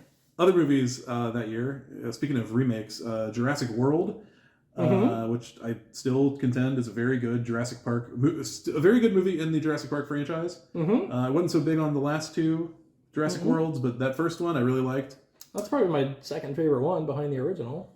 I didn't like 2 or 3 so much, Jurassic Parks. Yeah, that sounds right to me, yeah. Inside Out. I don't remember if that's a Disney or a Pixar.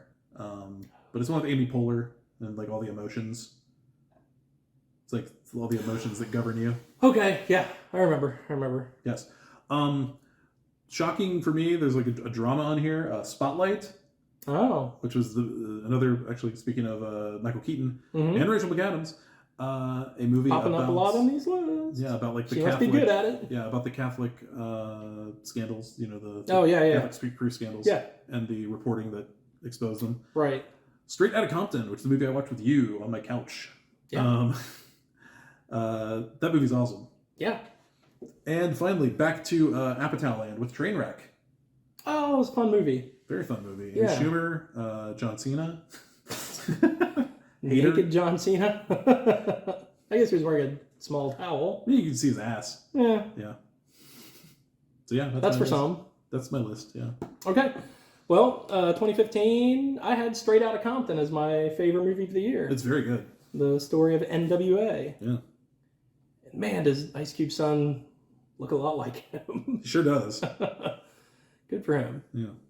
Tomatometer gave it 89%. Force Awakens was 93%. Yeah. Oh, okay. Yeah. Good. Well, it did well. Yeah. The other movies I only had 2 other movies on this list. I should have had Trainwreck on there. I don't know why I didn't have that on there. Jurassic World and Final Girls. Final Girls is really fun. Yeah. Yeah. Yeah. Yeah. So, Academy Award went to Spotlight. Okay. And highest grossing, Star Wars Episode 8, Force Awakens. 7. 7. Okay. Misread my Roman numerals. $2 billion. Yikes. 2 That's a lot of billions. billion. It's more than billions of dollars. More than $1 billion. Okay, 2016. Back to Star Wars. I thought Rogue One was my favorite movie of that year, which persists today with the Disney Plus series Andor, which is a prequel. Andor the Gaint. Andor the Gaint. Rogue One. It was just like it was a cool spin on things to see because it's one of those things where it's like, okay, I kind of know how this ends because it's a prequel, and I know what happens immediately after, but it's still kind of neat to see them contrive of like this. Okay, how can we make this important? This is about stealing the plans for the Death Star so that eventually Luke Skywalker can fucking drop that bomb in there and blow everything up. Yep, really good movie. Yeah. Only other movies on my list that year: Moana, great Disney film. Moana, Split, M. Night Shyamalan. Yeah. James McAvoy. A secret sequel to another movie that I won't mention, but because it doesn't really come up until the last 10 seconds. Sure. Yeah. And then Love and Friendship, which is a adaptation of a Jane Austen short story called Lady Susan. All right. But Kate Beckinsale plays the lead character. Oh, okay. Yeah. Very nice. Yeah. 2016, I had a movie called The Monster, starring Zoe Kazan, Scott Speedman, and Ella Valentine. I don't think I know that movie. So it is about Zoe Kazan plays an alcoholic mother. Okay. And she and her husband have divorced. And the daughter has basically taken over the mother role to the mother. And she's probably, I'd say, maybe 11 or so as being depicted in this movie. And she's just tired of having to deal with the mom being drunk all the time and having to just essentially be her mom. Yeah. So she says, I want to go live with dad. So the mom's like, okay, that's good with me. Okay. Because he basically didn't want her in her life anymore. So they're taking a trip to drop her off to the father, and a wolf jumps out in the road and they crash. And so while they're waiting for the tow truck to come and pull them out, this monster comes out of the woods and is basically just waiting to kill them. Oh, I think I remember you telling me about this at the time. Yeah. It's like totally switches genres. Like yeah. Yeah. So yeah, no, it's very good. Cool. Tomatometer 80%. Wow. The other movies I had were Lights Out. Okay, didn't see it. It's the epitome of a jump scare movie. So It was based on like a short film, right? yeah. Don't Breathe. Okay. Ouija, The Origin of Evil. Surprisingly good. A lot of horror on this year's list. Yeah. Captain America: Civil War. Good movie. And La La Land. Also a good movie. Were the ones that I had on my list. The Academy Award went to Moonlight. I don't know that one. I know that one. I did not see it. Okay. But I remember it. And highest grossing was Captain America: Civil War, $1.1 billion. That's a lot. That's a lot. Okay, 2017. My winner is Get Out, which I don't have the Rotten Tomatoes score for that one. Let me see. Rotten Tomatoes. Man, that movie is good. 98%. Yeah. Okay. It is definitely a majority opinion that this movie's great. Yeah. It was like very, very innovative, very surprising, really well written, really well acted, obviously really well directed. Yeah. It was like Jordan Peele's first feature, and I would say that I haven't seen Nope. I know that you're not a big fan. I was not a fan of Nope. Yeah, but I think it's pretty much a consensus that it's still his best movie. Yeah. And Us was also very good. Yeah. So 2 out of 3 ain't bad. Yeah. Others on the list: Spider-Man: Homecoming, I, Tonya, Oh yeah. Guardians of the Galaxy Volume 2, Wonder Woman, Beauty and the Beast, which is a movie that like I really, really like, and I feel like not a lot of other people love it that much. But I think Emma Watson was miscast as Belle. how dare you? It Chapter 1. Jumanji: Welcome to the Jungle, which was like the Jumanji reboot. Oh, okay. Okay. That's funny. Yeah. Speaking of Zoe Kazan, The Big Sick. Oh yeah. With her and Kumail Nanjiani. Paddington 2. Oh, The Deuce. Yeah. And Happy Death Day. Yep. Okay. I had for 2017, It Chapter 1 is my favorite movie of the year. I thought it was a good. I wrote the Rotten Tomatoes score next to It Chapter 1, so I think that probably means that at some point that was your number one. Yeah. Yep. Switched, Yep. So you, I had plenty of those where I went back and forth. Yeah. I could do it again today. So It Chapter 1, I thought it was a good reimagination of the book. I think this was closer to the book than the original. Still didn't have the child sex scene though. No. Nobody wants to touch that. Good for them. Good for them. Oh, good for them for not going there. Other movies I had, All Eyes on Me, Happy Death Day, and Wonder Woman. Okay. Tomatometer for it, 86%. Yeah. The Academy Award went to The Shape of Water. Oh, the Del Toro movie, yeah. That's weird. I haven't seen it. I wasn't a big fan of it, but... She fucks a fish, right? Yeah. All right. Yeah. That's Paddington's mom. Oh. Huh. Yeah. Poor Paddington. Yeah. Well, it is what it is. And the highest grossing was Star Wars Episode 8, The Last Jedi, $1.3 billion. Big drop off from 2.2. Yeah. Force Awakens. 2018. My movie of the year is. God, I feel almost bad taking this from you. Why don't we say it at the same time? On 3. 1, 2, 3. Halloween. Yes, the David Gordon Green remake of Halloween, and that's all I'll say. I'll let Dave talk more extensively about it. It was Halloween. Okay. They did it again. Yeah, they did it again. It was great. I loved it. I thought it was really good. It was a direct sequel to the original Halloween. I still think it's weird that they just like decided to chop off 2 at that point. Yeah, that was kind of strange. Just nothing really changes if you include 2. Well, the only thing is they're not related anymore. Well, right, but like that didn't really have a big effect. But now that I think of it, the way they handled it in Halloween Kills, like Halloween 2 can't really happen. Right. So, yeah. So, but no, I thought Halloween Halloween was a lot of fun. Yeah. It was good to see Michael back on the big screen again.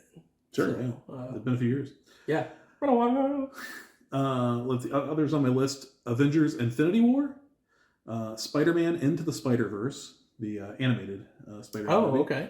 A Star Is Born. Oh, is that Cooper and Lady Gaga? Yes. Okay. Crazy Rich Asians. I wasn't a big fan of that. I know you didn't like it. Yeah. I thought you would. I thought you'd like it, but you did not. Incredibles 2. Okay. You're gonna love this title. The Guernsey Literary and Potato Peel Pie Society. Okay. Which is a is it British? Yes. Okay. It's a Netflix film. Okay. Christopher Robin. Oh, that was a good movie. I love that movie. And the documentary Won't You Be My Neighbor? Oh, I need to see that. Yeah. Definitely need to see that. Yeah. Okay. So, like Andy said, Halloween. 79%. 79% on the tomatometer. Yeah. I think that's what we're going with, yeah. I also had Bumblebee.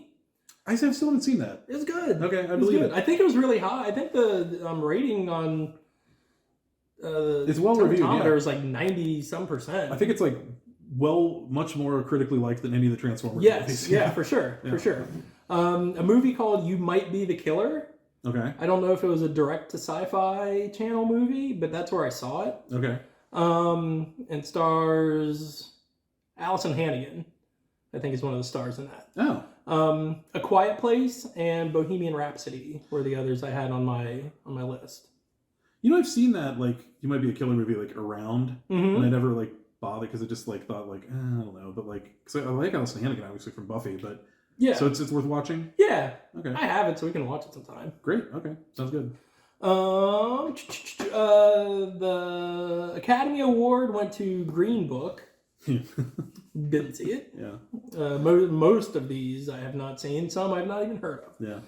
Which is usually the case for Academy Awards. Mm-hmm.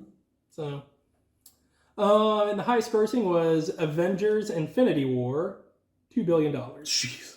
$2 billion. Did you have that on your list? Yeah. Okay. Yeah. I didn't see it. One of these days, we're gonna do Infinity War Endgame double feature. Okay. So you can get that. I got to a point where there were too many movies. There's just too many, and I was behind, and I didn't want to do all the homework, all the legwork to try to do all that. No, I get it. It's too much. Okay, 2019, my movie of the year, Once Upon a Time in Hollywood. Oh, that's good. 85% Rotten Tomatoes. I thought I was going to have the same movie as you. But go ahead. Okay, I'm intrigued now. Go on. So Once Upon a Time in Hollywood, it's Quentin Tarantino's most recent film, and it's very good. It's about a fading star who's trying to keep his acting career going. His best friend, stuntman and employee, and an actress who lives next door to him, who is Sharon Tate. And let's just say there's some positive revisionist history in this movie. Fantastic movie. It is so good. On my list also Avengers Endgame, which great. Knives Out, Downton Abbey, Little Women, okay, Hustlers, my hustle, baby, Dr. Sleep, okay, Ford versus Ferrari, Booksmart, Gemini Man, okay, and Rocket Man. Gemini Man is the Will Smith movie. Yeah, Ang Lee, Will Smith movie. Okay. Like, where they digitally like made Will Smith younger. yeah, because they like there's like a clone of him. Right. It's crazy. Wow. It's like the tech. I remember seeing the trailer and it looked incredible. It looks. It's a really cool movie. Yeah. Ah, awesome. Awesome. What was the tomatometer? 85%. 85%. Yeah. Okay, so I had Ford versus Ferrari as my favorite film of the year. Great movie. Yeah, I was for sure you're going to pick that one. What's that at? 92%. Jesus, yeah. Yeah. And I didn't know much about this, I didn't anything either. really, I didn't about know this anything about Ford that. versus Ferrari Yeah.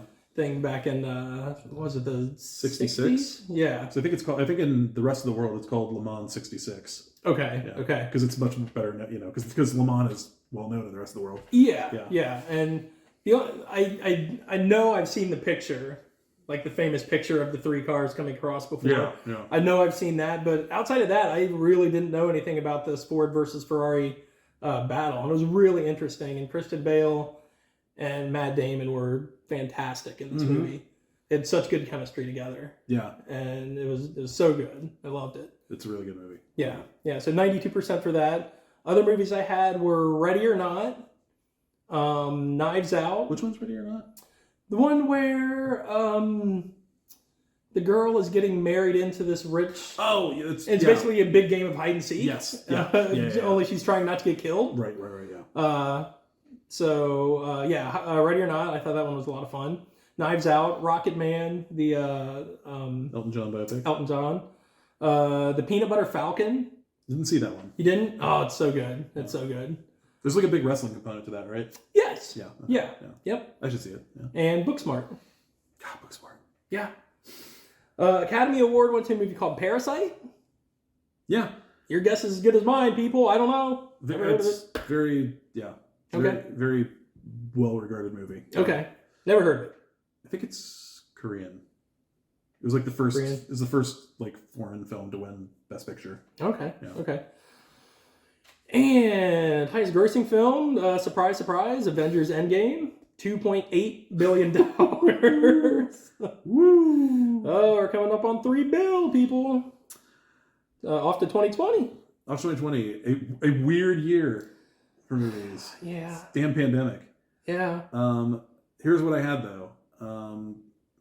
I had Emma winning with an 86% score. Emma Stone, just on her own. Yeah, just Emma Stone on her own. Anya Taylor-Joy. She deserves it. Anya Taylor-Joy playing the Jane Austen heroine Emma in one of the most strikingly beautiful films I've ever seen. It was just like one of the prettiest to look at. Where does it take place? Or where is it filmed? England. Oh, okay. Yeah. But just like the director's use of color and like the costuming is just like it's incredible. Like every frame of that movie is like a portrait. Wow. It's incredible. Yeah. Also, Onward, the Disney film, also the last movie I saw in a theater for about 2 years. Oh, okay. And I looked around and thought like, there's nobody in here. Should I be here? Like, there's just nobody here. Well, no, that's good. Like, I mean, if you were the only one in there, you didn't have to worry. I guess that's true. But that was like... You were socially distanced for sure. That was like March 11th or something like that. Oh, so that was right before. Yeah. Right before. Birds of Prey, the Harley Quinn sequel to Suicide Squad. I meant to add that onto my list. It's very good. Yeah. Hamilton.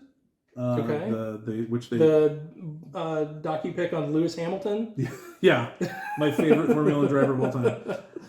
No, Hamilton. They put it on. They put a like filmed production of it on Disney Plus. Oh, okay. And it's fantastic. Okay. And The Invisible Man. Oh, that was a good movie. Moss. Yeah, very good. I forgot about that one.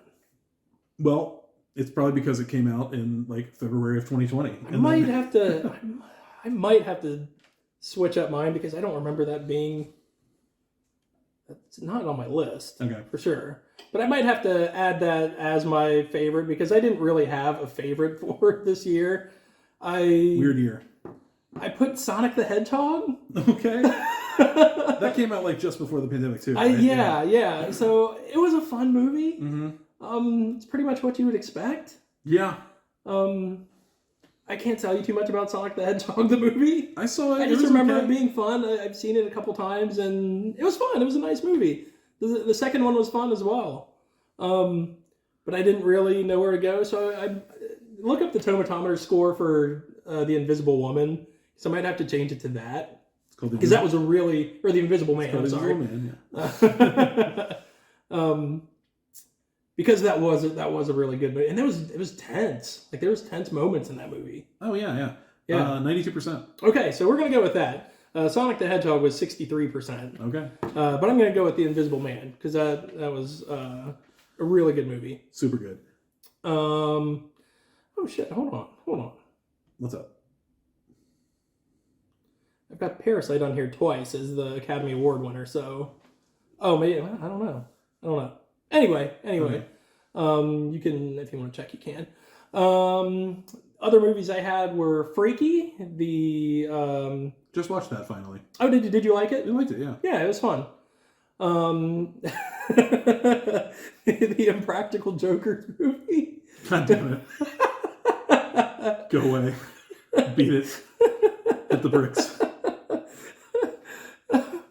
I don't know. Those guys make me laugh. I enjoy them. And Wonder Woman 1984. Oh, okay. I had on my list. I didn't love that one. I didn't either, but it's about all I could come up with for 2020. For 2020, there wasn't a lot going on. It was so... like if a movie came out and you saw it, it's probably on your list. Yeah. Okay. So Parasite I had again. I don't know if that's right or not. It can't be. Nomadland was the... Nomadland. Okay, so Nomadland, Best Picture. Yep. Highest grossing... I looked at this. It's a movie called The 800. Okay. And it's a foreign film. Okay. And it only made like $370,000 in the United States. Okay.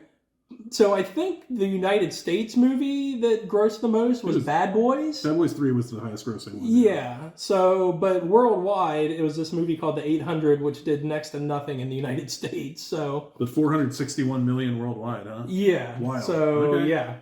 Okay. I'd never even heard of this movie before. I haven't either. So, but Bad Boys for Life, I think, was the United States highest grossing movie. Yeah, it was. And I think Sonic was number 2 behind that. That makes sense, yeah. So, yeah. All right, so... 2021. Okay, my winner, Spider-Man No Way Home. Such a good movie. The 93%. I was surprised. Score. Yeah. I was surprised at how much it meant to me to have Tobey Maguire's Spider-Man, like, appear again. Mm-hmm. I don't know why. I was just like, oh man, like I guess those movies were important to me, you know? Yeah. And I like Andrew. I never saw the second Andrew Garfield one, but I really liked the first. Okay. So I like seeing all three of them together. Yeah, I thought that was great. I thought it was so good. I got nothing against Andrew Garfield as Spider-Man. I thought that like he was better as. I think his Spider-Man was better in this movie than it was in his own movies, but okay. But it's, I mean, you know, whatever. Yeah, it was just a neat idea, and it was a really good movie, really effective. And my other one, another superhero movie. The only other thing on my list for 2021, Zack Snyder's Justice League, which is the version of the movie that he released onto HBO Max. Because I don't know if you remember this, but like when Justice League was being made, he left the project because I think his daughter committed suicide or something horrible like that. Wow. And so he left the project. Joss Whedon came in and finished the movie. And did he butcher it? I don't know if he butchered it. He just made like a mediocre movie with like, you know, it's one of those things like somebody else shopped for the groceries and he had to cook the meal, you know. And then but they, you know, Snyder got some funding, and I think the pandemic probably played a part in it. Like shit, what else are we doing? So they dropped it on HBO Max. Pandemic threw a wrench in a lot of things. Yeah. It's 4 hours long. It's broken up into like chapters, which is kind of neat. Okay. And it's really cool. It's just like it's also like it's presented in 4x3 because like that was his vision for it, which is fucking wild. Like oh no, but I need my 16:9. Yeah, please. So I know you would watch that movie like stretched all the way. Oh the yeah, I gotta fill up my screen. I don't need blacks. I got a 55-inch TV for a reason. That's right. Yeah. I want to use 40 inches of it. All right, what you got for 2021? Well, I got Halloween Kills. Oh Lord. It's my favorite movie of the year 2021. It's terrible. Most people hate it. Yeah. I'm one of the few people who I legitimately like this movie. It's got its problems for sure, but I like it. the things I like about it the most is when they went back to 1978. Mm-hmm. Like they redid like their version of what happened at the end of the original, and I thought they knocked that stuff out of the park. I wish there would have been more of it in the movie. There's other stuff that is, you know, they could have gotten rid of, I think. But all in all, I was expecting this to be a really good bridge movie from the first movie to the third one. Mm-hmm. But the third one pretty much threw out everything that the first two movies set up. Right. So they just kind of left. I think they kind of left Halloween Kills hanging in a way, for what they set up for it. That's kind of what, honestly, that's kind of what Rise of Skywalker did to Last Jedi. Mm-hmm. But in that case, it was because like there was a director change. Sure. In this case, it's one guy directed the whole Right. Yeah. I mean, they wrote franchise, and directed. Yeah. So I didn't get what Halloween did with the third film. We won't get into that, but I thought it kind of left Halloween Kills hanging, and you know, obviously, you know, like I said, there's problems with it, but I legitimately do like Halloween Kills. So Okay. but the critics didn't. 40% on the tomato meter. I also had Spider-Man No Way Home on my list. Cool. It was so good. Yeah. And what was the one before that? The Spider-Man movie before that? Yes. Oh, Far From Home? Yeah. I did not like that movie. That movie's not so great. I didn't like it, but I was really surprised with how good this one was. And you still haven't seen Homecoming, right? No. Okay. No. I also had Cruella, which I thought was fun. Once again, Emma Stone. On Emma Stone, our yeah. list, yeah. She'll be on a lot of my lists. And a movie called Werewolves Within.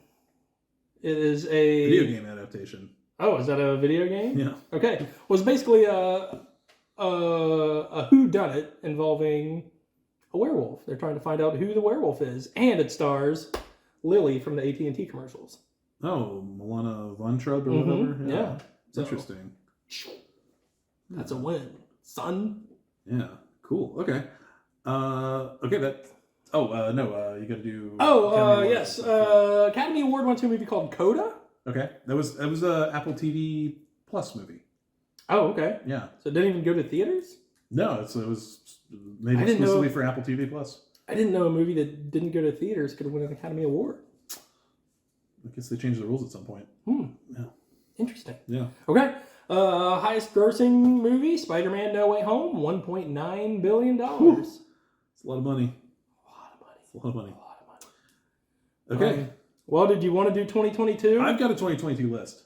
Okay, we'll go with it. I think, we may have the same. I didn't have a list for 2022. We do not have the same winner. Okay, well then. Because you hate the movie that is my winner for 2022. Oh no. It is called Doctor Strange and the Multiverse no. of Madness. Because they let Sam Raimi make a goddamn Sam Raimi movie. And he did. And I loved it. Okay. And Rachel McAdams was in it. She was. She was. Maybe that's why I gave it 1 star. Wow. 1 star. All right. Yeah, so that's my favorite movie of this year. Love it. Other movies on the list: The Lost City, which was like kind of like a modern remake of Romancing the Stone. Okay. Do you know that one? No. With no. Sandra Bullock and Yes, I do. Yeah, that was funny. Yeah, it was really funny. Yeah. Yeah. Downton Abbey: A New Era, the sequel to the Downton Abbey movie. Okay. Thor: Love and Thunder. Is it funny? Yeah, it's funny. Okay. And finally, Top Gun Maverick. Top Gun Maverick, Dave's favorite movie of That was 2022. I didn't create a list for 2022, but Top Gun Maverick was my favorite movie of 2022. That was fantastic. I thought it was better than the original. Way better than the original. Yeah. I don't even think the original is that good, you know? It's like... I like it. You know, it's fine, but I like this one much better. So, looking at the worldwide box office so far for 2022, it is Top Gun Maverick as the number 1 movie with Is it over $1 billion? $1.484 billion. So good for it. Generously rounding up $1.5 billion. Yeah. Man, that's good. Yeah. Good movie. Good movie. Good movie. Yeah. What was the one you picked? Oh, Doctor Strange. Oh, Yeah. okay. Another good movie. Yeah. 2 good movies: Top Gun: Maverick and Doctor Strange. They're like pretty much the same. Wow. Pretty much the same. Wow. That they were shown in theaters. Absolutely. Yeah. Okay, well, that is it. That is our list of favorite movies from the year 2000 all the way up until the present 2022. I hope you enjoyed it. You can feel free to comment on what your favorite movies were, where you agreed with us, where you disagreed with us, whatever you feel. Go ahead and make a comment. Until the next time, talk to you later. Peace.